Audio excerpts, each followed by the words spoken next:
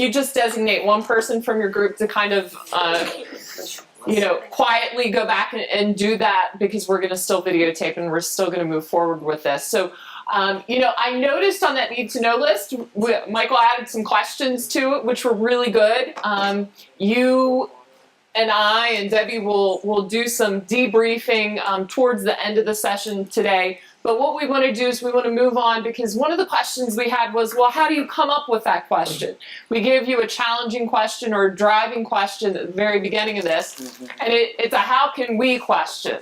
So as we talk about and we think about driving questions, when we get back together the next time, I'm going to go into a lot more detail about the essential elements of project-based learning itself. But what I wanted to start you with was, how do you create that challenge? How do you create that question?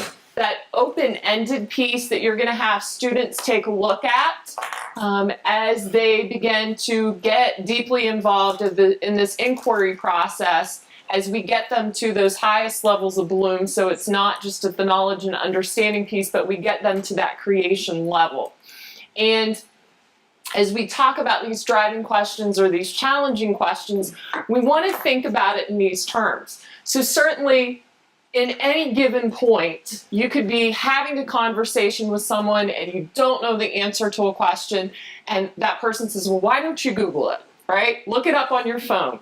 My daughters tell me that all the time. Mommy, just look it up on your phone.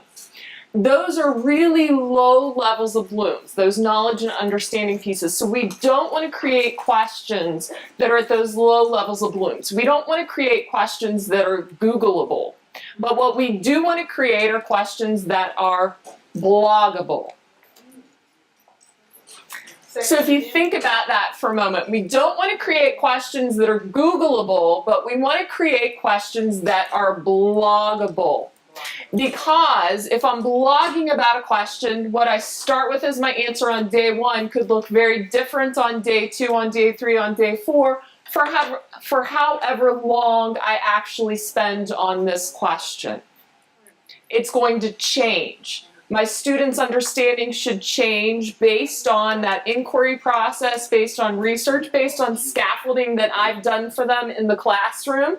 And then I can use that journal or that blog, if you want to do it online, as a formative assessment process to know and understand specifically where they are in the process of learning and what do I need to continually do to support that.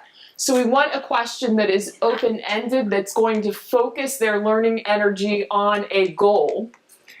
And the answer to that could be very, very different. Now, if we were really doing this challenge in a classroom, I would have contacted Home City ICE. I would have brought them in to work with you on this process and would have made it very, very authentic. So what I'm going to do right now is to walk you through some different questions and to have you start with a particular question, where we start from and where we end up, to make it more of a driving question, that open-ended question that's bloggable, that's not Googleable.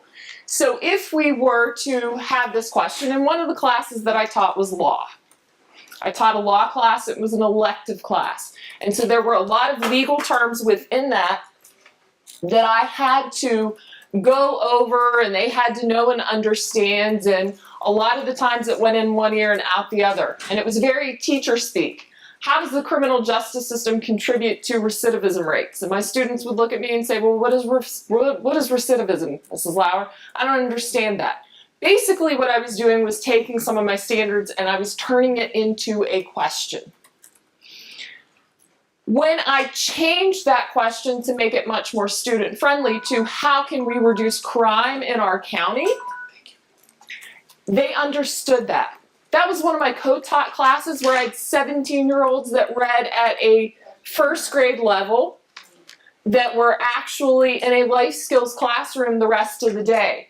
But when I would say to Wayne, how can we reduce crime in our county, he understood the concept of crime and the fact that we wanted to make crime start to go away, in his words. So from teacher speak into student friendly.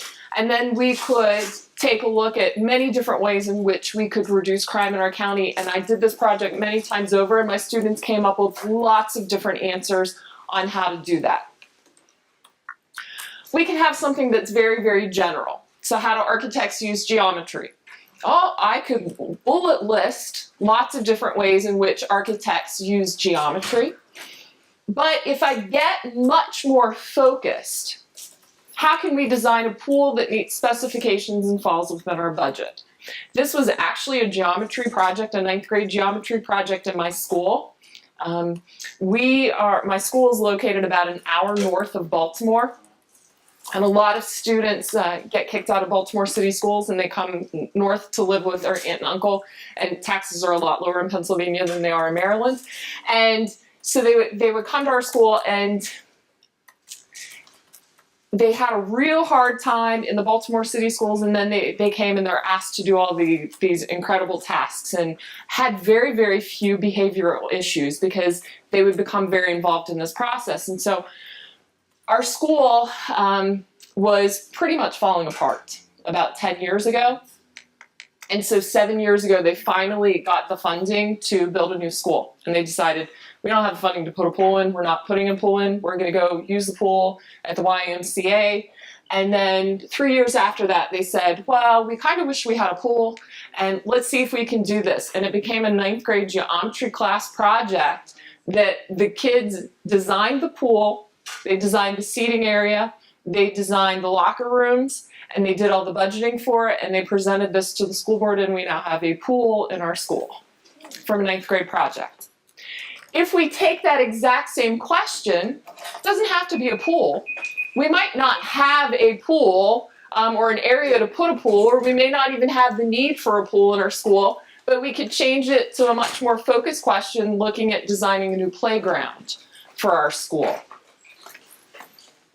I was just working with teachers in the city of Columbia, South Carolina this past week, and one of the teachers was having his students, and the project that he was working on was actually having his students create a new outdoor area for the 9th graders, because all they had was a parking lot. And they didn't even have a cafeteria. The kids ate inside the classrooms, and they had 45 minutes in the classrooms with the teacher. And he said, we need an outdoor area for our students to go. And so what did they do? They turned it into a project to not really a playground per se, because that was a little too elementary for those 9th graders to consider it a playground, but an outdoor recess area. Here we go with that Googleable question. So I can Google all that I want about the negative environmental effects of mining, right? If I Google that question, I'm going to get a whole slew of websites that come up that will tell me about the negative effects on the environment when we do mining. If I go to that open-ended question or that more bloggable question, how can we develop a plan to reduce the negative effects of mining? Now I can still Google, and I still need to know what the negative environmental effects are of mining, but I'm getting to the higher level of blooms, where I'm asking my students to do some creation, developing that plan to reduce the negative effects. Googleable to much more open-ended, and that plan could encompass many, many different things. Here's another example for something that would be more Googleable. Why is plastic bad for the earth? More open-ended, how could we increase recycling at our school specifically? I'm really hoping that a teacher decides to tackle at some point how to get Walmart to eliminate the plastic bags that they use. So they designed that whole rotating system on how we bag things. And if you go to Walmart frequently, it's 5 minutes down from my house. I have to go at least, 10 times a week. They put one item in each bag, and it drives me up a wall. So that could really become a project. Here's a final example, something that's very abstract. What is a hero? I don't know. Superman? Batman? Does he wear a cape? getting ready for Halloween here. There's going to be lots of superheroes going door to door trying to get candy. But it's a very abstract thought on what a hero is. If we were in an ELA class to look at how can we share the stories of local heroes, now it becomes much more relevant for them. It becomes much more focused for them. So as a class, we could make determinations on what qualifies as a hero, and then actually sharing the stories of those local heroes in an English language arts classroom. So those are just a couple of different examples of where we can start at that 10,000 foot view and then bring it down to that ground level view where our students can really grapple with this open-ended question for a particular project. What I'm going to do now is I'm going to show you a group of teachers that are discussing a potential project that they want to tackle. This is a 9th grade science classroom, and they're going to throw out a couple of different options of the question that they intend to focus on for this project. And as they discuss this, they're going to say, oh, here's the first question. Well, maybe we should use this question. And they do ultimately decide on their final question. And what I'm going to ask you to do as you watch this is to think about question A, B, and C, and tell me if you like A, if you like B, or if you like C, what they decided on. Or if you say, Dana, you know what? I don't think that I like any of those questions. I would go with something completely different. And that's fine as well. You don't need to worry about writing down what those questions are. I will have a slide when the video is finished that will reiterate what those questions are.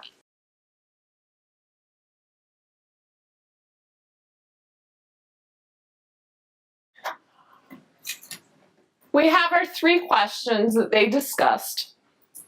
What is the role of the individual component? What can we learn from the study of? And then finally, they determined what is the state of the watershed at Indian Valley and how does that compare? So what I would like you to do is to take a moment, internalize that, think about it. Do you like A? Do you like B? Do you like C? Or do you say, you know what, Dana, I'm not so sure I like any of those, and maybe I would have gone with a different question. Think about it individually. When you're ready at your tables, go ahead and discuss for about 1.5 minutes, and then we'll share out and we'll talk about this question overall.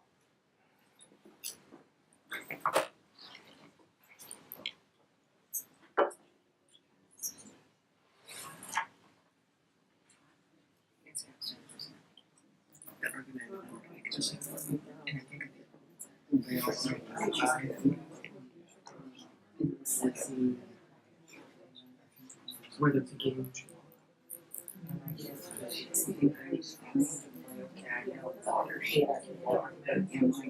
That's where I put math, put literature, put social teams, because I need to hear that. It would list the conditions of. Each person is gonna learn something different. See if it's in the field trip based. Or are they just strictly online looking? It does not have to be field trip. No.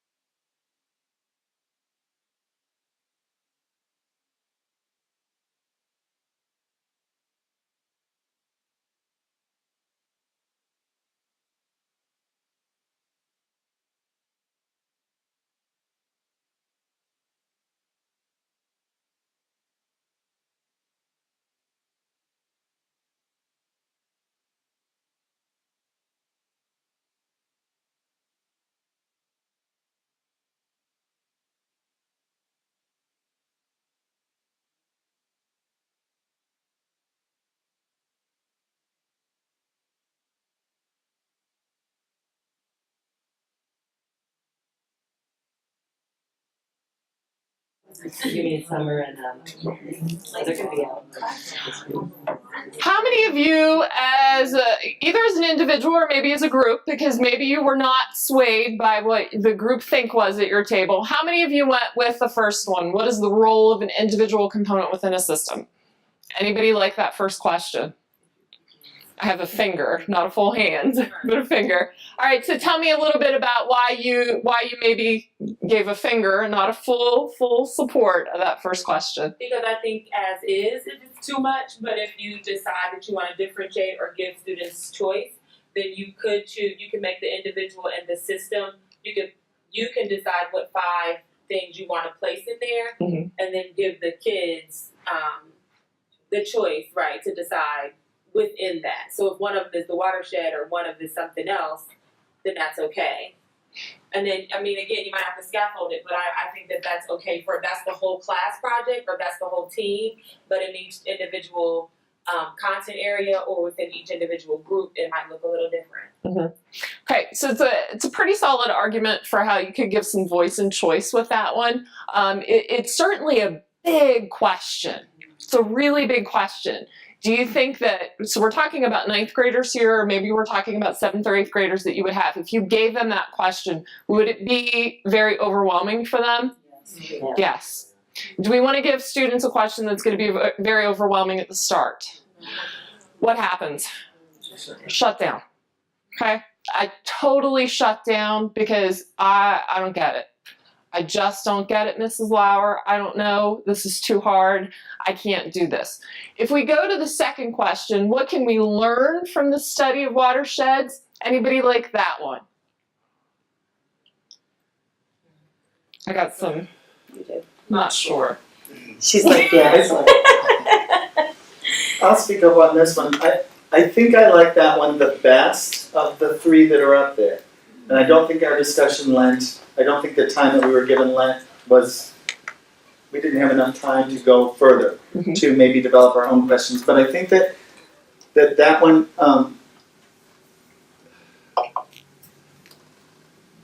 that one has a focused study, and then it requires the students to think about the broader issues Mhm. and to stretch out from there. So I think that focused study on that would be enough to engage the kids, and here's the watershed deal. Then you walk away with this broader, maybe a seminar topic about interconnectedness and bring it all together. How many of you have a student, if you said to them, to start things off, what can you learn about the study of whatever the topic is? I can't learn anything. I don't want to learn anything, right? That's the problem that I have with this particular question. I don't have a problem with this question at the end of the unit, at the end of a project, to say, all right, now that it's all said and done, what did you actually learn from the study of watersheds and interconnectedness? So let's take a look at that third one. The state of the watershed there at Indian Valley and how it compares to other Bay Area watersheds. This school is in Marin County, which is just across the Golden Gate Bridge from San Francisco. Anybody like that? Getting better? Is it getting better? I like the fact that you're asking them to compare and contrast. So there's some language arts that's coming Mm-hmm. out for me with, comparing it to something. I'm not gonna say it's the cream of the crop, but I mean, well, amongst those 3, the other 2, that one, I like that one the best. Okay, and that's the one they ended up with. What can we add to it?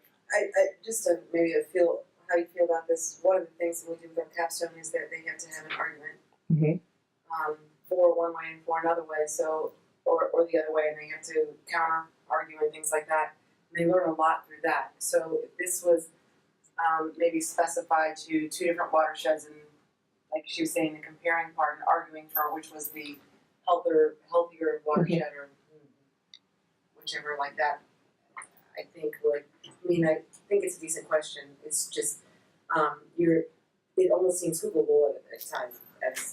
That's what I was waiting for. Let's Google it. And this group of teachers said that, okay, this is the question that we want. And can I Google what the current state of the watershed is at Indian Valley? Sure. Could I compare it to other watersheds there in the Bay Area? Could I go to the East Coast and compare it to the Chesapeake Bay watershed? Could I do that? I could get online and I could Google all of those things. Here's how I would change the question. I would simply ask the students, how can we improve the state of the watershed at Indian Valley? Now, I would have to know, and on my need to know list, well, what is the current state of the watershed? What was the state of the watershed 25 years ago? What has done differently? Has it improved? Has it, not improved? Has it gotten worse? Hopefully, my students would be thinking about how does it compare to other watersheds in the area. Maybe they'd start thinking, how does it compare to watersheds across the United States? But as a teacher, I could then require them to do the comparisons, to bring in that language arts component, to say, we want to look at what it compares to X number of other watersheds. And I'm requiring you to do that research. You can choose what watersheds they are, but ultimately, how are you going to improve it? So that's a wide open question. You can't Google it, but you would have to know some very fundamental basic knowledge in order to do that. So if I was going to start this as a project, I'm really going to be reframing what I'm doing in my classroom. Rather than giving them all of the information up front, and now saying, okay, we've learned all of this information, all of these processes and the content, and now I want you to do this project to show me that you've learned it. What I'm going to do instead is I'm going to start with the project. Here is your question, here is your challenge. I could start this particular project with some sort of what we call an entry event, and we'll talk so much more about these entry events when I come back next time. But start with a way to get them thinking about this process. So if I had the opportunity, and I know, Michael, you asked, is this a field trip type of a project? It doesn't have to be, but if I had the means to take them on a field trip, maybe I would take them to do some water sampling and water testing. I could start the project off like that to get them to really get excited about it, but I don't have to take a field trip. My district, I had to plan for a field trip the October the year before. Budget for it, right? And it's going to cost me $300 to drive them half a mile down the road. I'm not going to have field trips in my district. I could do a virtual field trip. I could maybe go out and get water samples and bring them in and have the students test them. But I'm going to start off with this question, because now this question is literally going to drive the focus of that unit. That what we are going to do for that unit, everything that we do, is going to feed into that particular question. And that's going to be our focus. So I want you to take a look at one more question here. It's a little bit dark maybe on your screen. School district that I've been working with for about 1.5 years now, down in Huntington, Texas. It's in East Texas, kind of in the middle of nowhere. The question is, how can you create a storyboard that summarizes the plot of Number the Stars? This is a 6th grade classroom, a group of 6th grade teachers that I've been working with. It was an interdisciplinary project that they were doing, social studies and ELA. They actually tore down a wall in the building so that they could have the 2 classrooms together. Very excited group of teachers to work on project-based learning, and this was their driving question when I went in to do some classroom observations. How can you create a storyboard that summarizes the plot of Number the Stars? Now, we've only spent about 20 minutes talking about driving questions, but you should be able to give me some feedback on this question right away. What kind of feedback could you give me on this question? I would answer it, well, I did piece of poster board with some pictures on it. Okay, piece of poster board, here's some pictures. Answer the question. I've answered it, right. Google. I can Google what the plot is, right? And Google ideas of storyboard ideas. Right. Yeah, but even more basic, how can we create List the material.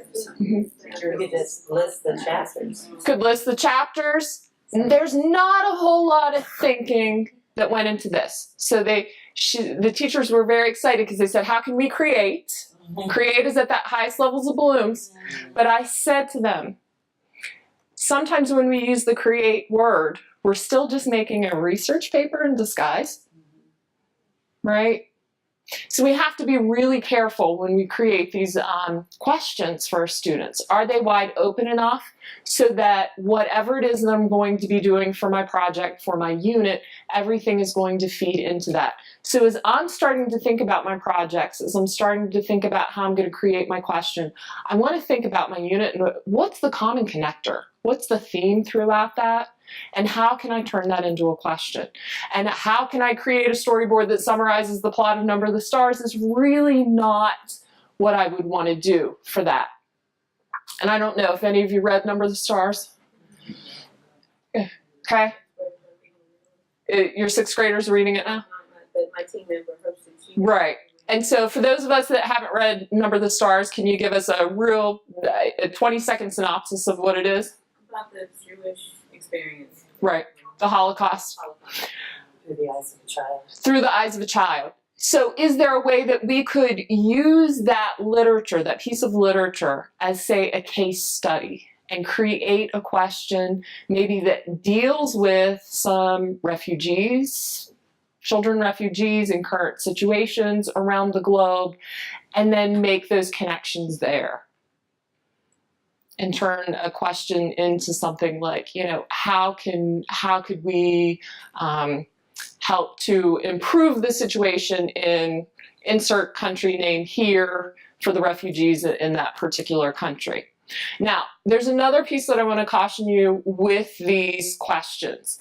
A lot of teachers will create questions that will say, how can we create awareness about this particular issue?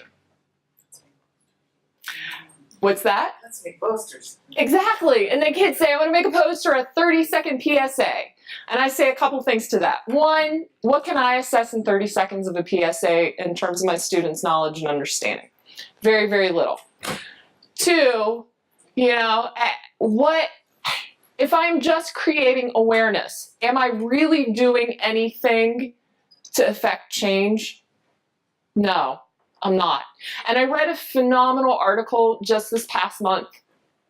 Apparently, September is Childhood Cancer Awareness Month. I was not aware of that.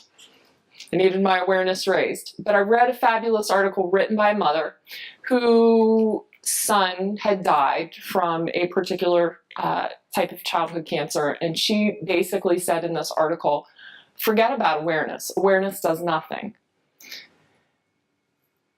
There's no money for the pharmaceutical companies to put into eliminating childhood cancer because they're not going to make any money off of it. And so she said, forget about the awareness piece. We need to do more than awareness. We need to actually do something to make a change and to have a cure. And that really hit home for me reading that article, because the awareness piece is in essence just giving us that knowledge and understanding basic levels of blooms. So we want to go beyond that. We want to go higher than that. We want to go to designing things. We want to go to planning things. We want to go to producing things. We don't want our students just to be consumers of information, but we want them to be producers of new information. Can I ask you a question? Yes, you certainly may. Okay, so there's these gorillas in the Congo, Yes. and people are mining in that area for coltan, Mhm. which is used in cell phones. Okay. So if people recycle their phones through the zoo or wherever, then there'll be that much less need for mining in the Congo. Right. So to make it a project for kids to not just be aware Mhm. of, but to sacrifice an old phone, which they might want to play with. I don't know how to take that to a question that's going to drive them to do something. Because I've done this before at another school, collected cell phones. We got a few. I mean, there are schools out there bringing in thousands of cell phones in this little competition they have every the Zoom. So is there a way to create a question that leaves it so open-ended for the students that they're coming up with their own plan rather than saying, okay, the goal here is to just recycle cell phones. Right. So is there a way for them to come up with something on their own? Now, and is it to develop cell phones that don't need to use, did you say it's coltan? Coltan, Okay, mineral. I'm gonna have to go home and look that up. COLT. Okay, right. I love it. See, I love it when I learn something new. Is it for them to develop a new way to do that? And then, so I'll have teachers saying, well, Dana, yeah, you can't have 6th, 7th, and 8th graders doing that, or 9th graders, forget it. I had a group of 9th graders in Alabama that created and developed prosthetic legs out of old car parts, designed them, and then shipped them off to Haiti. Old car parts. Have 7th graders in Kansas who actually saw some issues with traffic outside of their school building in a math class, did some studies behind it, went to administration. Administration was able to make some changes. The kids said this isn't enough. They took it even further. They were finalists they did not win, but they were finalists in a $250,000 grant from the Department of Transportation, a group of 7th graders that were doing it. So the amazing things and changes that can be done when you allow students that opportunity to potentially affect change. And do we know that in some cases the change won't occur? Absolutely, and that's part of life. But to have that potential to affect change is always what I have in the back of my mind when I'm starting to create a question. So I want my questions to, in some way, shape, or form, either relate directly to community, and that could be local community, school community, it could be state, national, it could be global community, or to have that career connection. And what we did earlier today, that really has that career connection with some designing components within it as well. So I would like to give us a little bit of practice in writing some questions. And the goal is going to be, as we move through these series of sessions, is that you're going to actually start to develop your own projects. And so we'll get more into that piece next time when we come back, and it's actually in 2 weeks. It's not that far off. Can I add something too, that some people did not enter their data on those forms. So if you did not enter the data on the form, you gave me an email address. If you check that email, you should have gotten a form. And then if you will put the data in on that form, who are the ice-skateers? The ice-skateers did it. We did too, did I send it back to you? I did not get it yet. I did not. So if you didn't, please enter that data. All right, so you have your one person designated to enter data, but what I would like to do is to run us through just a little activity here to start thinking about issues. I chose an issue that obviously is a national issue right now. If you lived in Dallas, it would definitely be a local issue, but it's also a global issue that's happening. I chose something very local for you as well. I read the headlines this morning with our Ponzi scheme, just the latest problem for SCPA. And then I had another additional local issue 1 year later, heroin task force at a crossroads. So what I would like you to do is spend no more than 2 minutes apiece on each of these questions. And that means, and I'm actually going to time it, I want you to write down during that 2 minute period as many questions as you can come up with for that particular headline. And if you can only come up with one question, that's fine, because I want to try this on an individual basis first, because I want everyone to have some practice on it. So I'm going to time us at 2 minutes apiece. So for the first one, Dallas nurse free of Ebola virus. So I want you to turn that into a question. You can think about your own particular content area, because this headline could go in many different directions depending on your content. So we're going to spend 2 minutes on that first question, then I'm going to say next 2 minutes we'll go to the second question, and then we'll finish up with the last one and we'll do some share outs. So we're going to start our 2 minutes now. Let's try to come up with a question or as many questions as possible that could potentially be a driving question for this headline.